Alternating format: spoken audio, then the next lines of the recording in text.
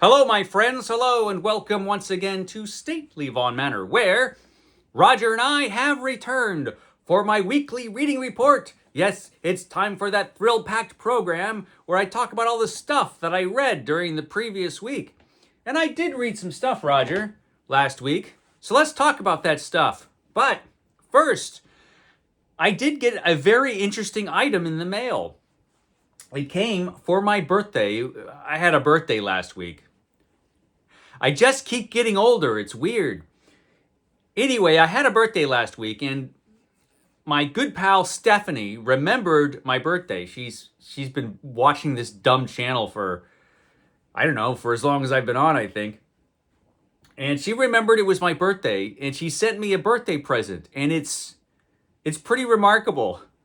Now, normally, if I get a book or book related thing in the mail, I'll open it on camera because those are the rules on BookTube. I don't want the BookTube secret police to come and spirit me away for breaking the rules. But I didn't know that this was what it was. I thought this was something else. It came in a gigantic box, and I had something else coming that I thought was in a gigantic box. But this surprised me. This took me by surprise. So, yes, this is what I got for my birthday. This is an enormous comic book. This is Ditko is Strange, which has all of Stan Lee and Steve Ditko's original Doctor Strange stories in it. I do have all these in a Doctor Strange omnibus, but this dwarfs the omnibus. This is gigantic. This is a gigantic comic book. And I was very surprised to get this. So this is fantastic. I love Doctor Strange. It's going to be a little tricky to open this up and just show you how gigantic this is, but I will give it a try. Okay. So, as you can see, it's huge. This has like pages that are as big as posters. So you definitely don't need your glasses to read this book. So thank you, Stephanie, for sending this to me. It's amazing. It'll be a while before I read Doctor Strange because I'm on my Marvel master plan, but I am going to get to Doctor Strange eventually. So of course I have to attempt to read it in my most unreadable book. This is simply huge. So yes, that's amazing. I had to show you that. Ditko is strange. He is. I will set this down right here. I'm going to have to invent a new bookcase to put that one on. So yeah, I got that in the mail. That was awesome. Now to move on to my 500 book challenge, the challenge where I have to read 500 books that I own before I will buy any new ones. And I did read a few last week. So, book number 210 on the 500 book challenge was this book. This is A.E. Van Vogt's The Voyage of the Space Beagle. A very influential book, as it turns out. So, this is a fix-up novel. I think this might be the original fix-up novel, actually, from A.E. Van Vogt. And what a fix-up novel is in science fiction is where you take a bunch of stories that are related to each other, if you're lucky, or even if they're not, and you put them together and make a novel out of them. And the reason this happened a lot is because science fiction in the 20s and 30s was mostly published in science fiction magazines. So you had a lot of shorter fiction in the pulp magazines being published. And later on, when paperback books took off, a lot of these authors would go back and take all these short stories and make novels out of them because novels sold better than short stories did in book form. I guess that's never changed. And that's what happened here. He took 4 stories that he wrote for Astounding Stories and put them together. Now, they all are related. They all take place on the Space Beagle. They all have the same main character. A lot of the same characters make appearances here. From what I understand, a lot of these stories he altered them when he put them together in book form. So the versions you'll see in this book are different from the versions you would read if you read them in the original Astounding Stories. And it's just a book with chapters. These stories, although clearly there are 4 different stories in here, are not differentiated with separate titles or anything. But it's fantastic. It's great about this voyage of this spaceship, the Space Beagle, which is like a giant ball that floats in space. It has military personnel on the spaceship. It also has a bunch of scientists. So it's mostly scientists, and there are like 1,000 people on this ship. It's huge. But it's able to land on different planets and things. And the scientists in this book frequently make bad decisions when it comes to alien life forms, and that gets them into trouble. Because we run into some very hostile aliens in this book, and it's great. It's very much of its time. It was published, the original stories were published in the late 30s. I think the first one in here was probably 1939, although I don't remember off the top of my head. And, you know, it's very much of its time. The entire population of this spaceship, even though it's made up mostly of scientists, they are all men. There are no women scientists in the future, apparently. Which seems very odd now. I'm sure it didn't in the 30s because, you know, sexism was just a normal part of existence. It was just a part of life. There was no equality of the sexes back in the 1930s.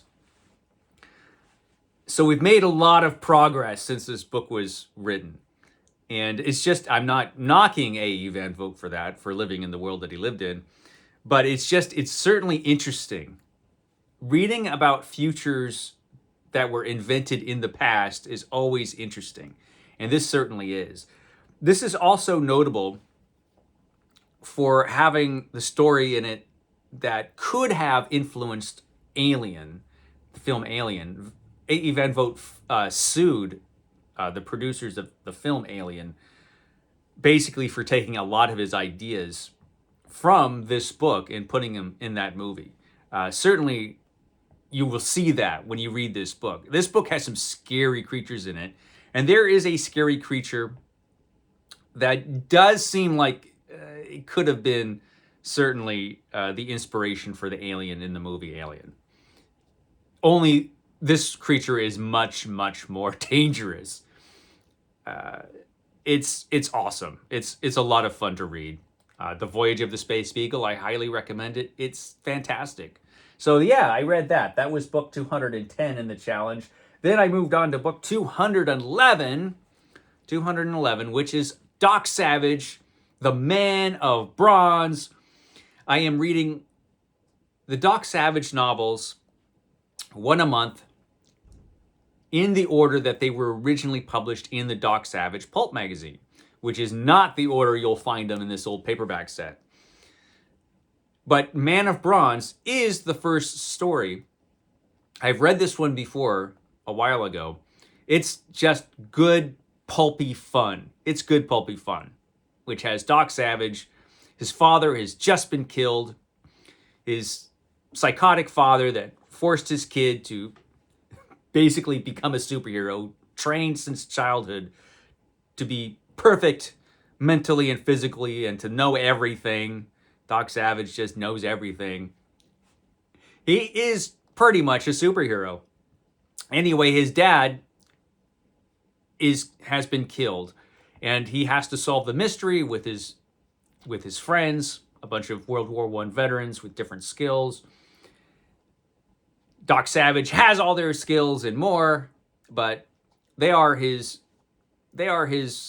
team, and he and his team go out and solve the mystery of how his father was killed, which takes them to a faraway land in South America, and they get a bunch of gold, and they fight the bad guys, and it's awesome. So yeah, Doc Savage, the Man of Bronze. Lester Dent wrote this book under the house name of Kenneth Robeson. Lester Dent wrote hundreds of Doc Savage novels. Some of these Doc Savage novels were written by others, which I will come across eventually, but I'm going to go through this series very slowly. It'll take years to read them at the rate I'm reading them, but what the hell? I've got the time, I hope, you know. If you go and make me immortal like you said you would, then I'll have plenty of time. But yeah, Doc Savage, The Man of Bronze, this was a lot of fun. If you enjoy pulp fiction, you have to read Doc Savage. You just have to. It's just high adventure awesomeness. That was book 211. Book 212 was a book I hope to get to, and I did get to it last week. This is Robert E. Howard's Steve Harrison's Case Book, which is one of the books that was published by the Robert E. Howard Foundation Press. They published the original hardcover of this edition years ago. I can't remember when, but they are reprinting all of their books, all their Robert E. Howard books in paperback and ebooks as well. I think these are ebooks now as well, which is great. This publisher is doing a great job reprinting all of this stuff. There was a long time when you just couldn't get your hands on all of the Steve Harrison stories. You would find one or two in a book here and there, but this has all of the Steve Harrison stories. Steve Harrison is a detective, a police detective. So this is detective crime fiction, sort of, which is a genre that Robert E. Howard hated. So, I mean, he just, as he said himself in a letter, he could barely stand to read a detective story, let alone write one. So that makes these interesting just there. The mystery elements of these stories are barely there. You know, the mystery parts of these stories are just pretty easy to figure out. But these are mostly adventure stories with more than a dash of horror. There's nothing supernatural in here. I've heard Steve Harrison be described as an occult detective, which is completely inaccurate. Steve Harrison is not an occult detective because he doesn't really come up against anything that's really supernatural.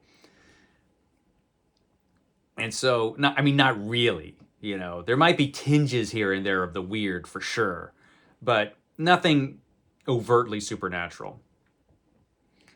And so you couldn't call him an occult detective. A detective, yes, who gets into a lot of trouble. These stories are excellent as far as pulp stories go, just good pulpy fun for sure. Not anywhere near the level of his best stuff. So he was writing Conan at the same time that he's writing these. And the Conan stories are far, far, far superior to anything you'll find in this book. But these still are well worth reading. They're interesting. They are his most racist stories, which can be shocking when you read this stuff now, even if you're used to the racism that you will find in old pulp fiction. These, again, are stories that were written in the 1930s when racism was so commonplace that you would just find it in popular fiction. This book is full of stereotypes, and it can be a little shocking, like I said, if you're not prepared for it, or even if you are. You know, people are racist for different reasons. Sometimes it's hatred. Very often it's ignorance. And that's where the racism in this book comes from, I think. Robert E. Howard had a bunch of just erroneous ideas about race. He did. And he read some books that were just pseudoscience that influenced his ideas about race. And they were just based on misconceptions and stereotypes, which you could easily see through now. And a lot of this has to do with stereotypes of Chinese people. There was the whole yellow peril thing going on in pulps at the time. And pretty much every stereotype you could think of as far as Chinese people in the 1930s, you will find in this book. But, that was just part of the world at the time. And we've come a long way, fortunately. But yeah, all of that is in here, which makes it interesting. And you have to applaud the Robert E. Howard Foundation Press for publishing these stuff and not altering any of it. Unfortunately, we live in a time where altering older material to remove the offensive parts is just commonplace nowadays. I mean, it's at the point now where if you pick up a new edition of old stories, you never know if you're really reading what the author wrote. I mean, unfortunately, that's just a fact. And here, they are very careful, the Robert E. Howard Foundation Press, to publish these old stories, warts and all. This is the way he wrote this stuff. So you as a reader know, hey, this is what this is. Which is good, because Robert E. Howard is an important writer. Culturally, he's important. He's had tremendous influence. It's important to know what he wrote and what he didn't.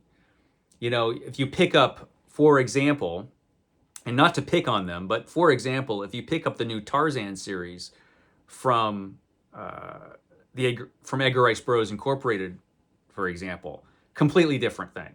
They are editing those books, and they are censoring them, and they're altering them to take out the offensive bits, And you can't do that without rewriting, So those books, if you read those books, you could read a lot of those books and think, hey, there's no racism in Edgar Rice Burroughs. I read those books. And yes, there is. You didn't read those books. You read censored editions of those books. You've read altered editions of those books. The Robert E. Howard Foundation Press doesn't do that. This is what was written, which is important. It's important to know what's in those books because, those authors are important. They're important culturally. And, books from whatever time they're written, they're little time capsules of the attitudes and ideas of writers at the time, of the public at the time. And, that stuff's important to know, even if it's inconvenient for publishers, Anyway, my rant is over. This is excellent. I highly recommend it. It's well worth reading if you're interested in pulp fiction at the time, and if you're interested in Robert E. Howard. Not his best stuff for sure, but really interesting. And I have to say, the last story in here, Graveyard Rats, man, that story's fantastic. It's great. So yeah, there's that. I read that. That was the last book I finished. I've been reading other stuff. Yes, I'm still working on Varney. Varney the Vampire, still reading it very slowly, but I'm reading it. Here's the thing, I would be going through this a lot more faster if it were more interesting. But this book started off really good and then just hit a slog. It reminds me of the way everybody describes the Wheel of Time series, Whenever you hear anybody talk about that series, it's like, it's great. You go through the first 3 books and it's fantastic. Oh, there is a bit of a slog you have to get through. You get to books 4, 5, 6, 7, 8, 9. Those books, nothing happens. But if you get through that, then it's almost good again. It's kind of like that. That's the way Varney is. You get to a point and it's just like nothing really is happening in this story. There is no feasts of blood. So I'm reading it. I will get through it. Someday I'll finish this book. I'm plugging along. So there's that. I am reading every issue of the Fantastic Four. Didn't read as much of it last week as I wanted to because I was too busy reading this other stuff. But I'm reading Fantastic Four every day. What am I at? Well, practically every day. What am I at? I'm at issue number 183. I'm at issue 183. And so we're in 1978 now. 1978, when I was 7 years old, these stories were written and produced.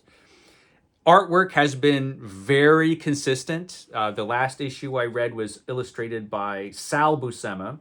Sal Buscema's come on to illustrate Fantastic Four for a couple issues. Excellent stuff. So still reading that. I didn't read any DC stuff last week, which I intended to. Just reading too many other things. And now I'm reading a book I didn't intend to read, but I picked it up. And right at the moment, I'm reading this, A Rendezvous in Averoigne. I think it's Averoigne. I can't speak French. Anyway, this is by Clark Ashton Smith, and it's brilliant. I was just sitting over there the other day, and I was looking up, and I said, at the top of my bookcase where this lies, and I just said, I'm going to read that. It's been too long. This edition was published when? 2003? Yeah, so I read this in 2003. I picked this up at Dark Carnival in Berkeley, which is a science fiction mystery bookstore in Berkeley, which is still there. I mean, they actually had a going out of business sale in 2017. And so I went to that sale, and then after the sale, they didn't go out of business. They're still there. Strange place. But they have good books, and that's where I bought this book. And so I'm reading this right now. Been 20 years since I've read it, so yeah, it's awesome. It's Clark Ashton Smith. I'll talk more about this next week. I've gone on at length, Roger. I talk too much. We'll catch you next time.